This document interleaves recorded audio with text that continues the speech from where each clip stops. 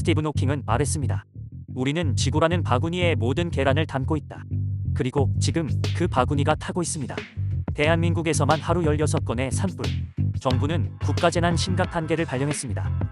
일론 머스크는 화성으로 떠날 준비를, 저커버그와 새말트먼, 그리고 세계 억만장자들은 은밀한 지하 벙커를 마련했습니다. 이 억만장자들은 대체 무엇을 알고 있는 걸까요? 지금 과학자들은 인류를 위협할 4가지 멸종 시나리오를 말하고 있습니다. 지금부터 그 단서들을 추적합니다. 전 세계에 존재하는 핵탄두는 약 15,000개. 하버드 연구진은 경고합니다. 단 1%만 터져도 지구는 태양빛의 70%를 잃고 핵겨울에 갇힌다. 문제는 폭발이 아니라 뒤따르는 화재 폭풍입니다. 1945년 히로시마보다 500배 강력한 불기둥이 성층권까지 뚫고 올라갑니다. 이게 매일같이 작동 준비 중이라는 사실 알고 계셨나요? 미국과 러시아의 핵버튼은 24시간 대기 상태입니다. AI는 더 이상 명령을 듣지 않습니다. 지시하는 게 아니라 결정하는 존재가 됩니다. 정치, 군사, 경제, 모든 권한이 알고리즘으로 넘어가는 순간 우리는 스스로 생각할 권리를 잃게 됩니다.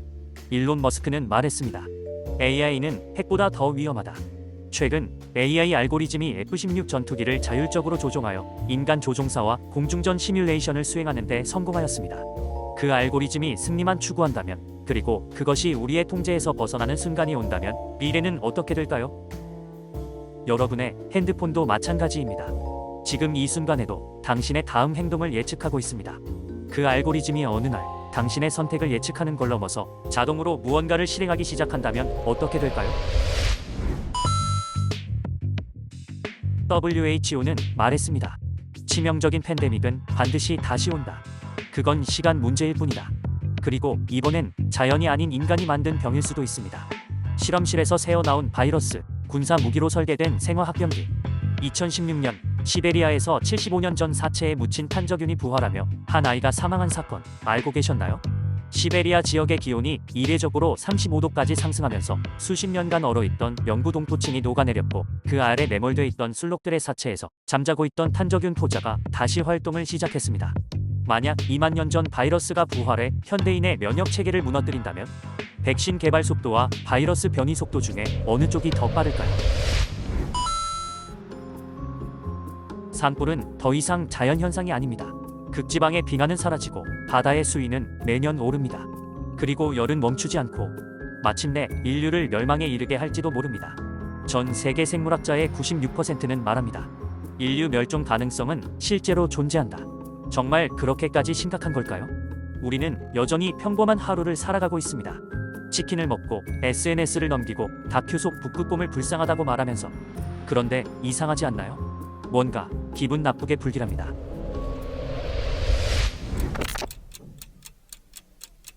(2030년) 아마존 숲이 50% 이상 사라지고 북극의 얼음이 완전히 소멸됩니다. 커피 한 잔 마시는 이 순간 지구 어딘가에선 서울 100배 크기의 숲이 사라지고 있습니다. 나사 위성 자료에 따르면 아마존은 5분마다 축구장 3개 크기로 줄어들고 있습니다. 이건 단순한 환경 문제가 아닙니다. 숲이 호흡을 멈춘다는 건 우리 폐가 마비된다는 뜻입니다. 2040년 시베리아의 영구동토층이 녹기 시작합니다. 그 안에서 발견된 건 2만 년 전의 매머드와 감당할 수 없는 고대 바이러스들입니다. 메탄은 이산화탄소보다 80배 강력한 온실가스입니다. 이 문이 열리면 지구온난화는 가속도가 붙고 돌이킬 수 없는 임계점을 넘게 됩니다. 2080년 FAO는 경고합니다. 2080년까지 전 세계 농지의 30%가 사라질 수 있다. 이미 남유럽, 아프리카 일부 지역에선 작물이 자라지 않고 있습니다. 지난 2022년 인도 북부의 기온은 45도까지 치솟았습니다. 길 위에 놓인 달걀이 익을 정도였죠. 그 더위에 밀 수확량은 절반 가까이 줄었습니다. 2080년에는 과연 우리가 수확할 밀이 남아있을까요? 이제 이상 기후는 뉴스가 아니라 우리의 일상입니다. 2100년 지구 평균 기온이 4도 올라갑니다. 바닷가 도시는 물에 잠기고 내륙은 마치 지옥 불판처럼 달아오릅니다. 열사병, 물 부족, 질병, 식량난, 홍수, 이주. 이건 순차적으로 오는 문제가 아닙니다. 동시에 폭발하는 복합 재난입니다. 기후변화에 관한 정부 간 협의체 IPCC는 이 지역을 거주 불가능 구역으로 분류합니다. 인간이 사라진다면 지구의 다음 지배자는 누구일까요? 옥스퍼드 대학교 연구에 따르면 문어는 도구 사용 능력으로 지구를 지배할 가능성이 있는 종으로 분류됩니다. 그들은 미로를 풀고 문제 해결 능력을 보이며 도구를 사용하는 유일한 무척추 동물입니다. 그들이 만든 문명의 유적지엔 어떤 기록이 남겨질까요? 2025년경 인간들이 남긴 플라스틱 산을 발굴함이라고 쓰여 있다면요. 그런데 문어가 정말로 똑똑하다면 우리의 실수를 반복하지 않겠죠? 아니면 더 교묘한 방식으로 지구를 망가뜨릴까요? 지금도 우리는 뉴스에서 단편적인 재난을 봅니다. 산불, 폭우, 바이러스, 전력 위기, 물 부족. 하지만 그건 전부 하나의 퍼즐 조각일지도 모릅니다. 그리고 셜록 홀스는 묻습니다.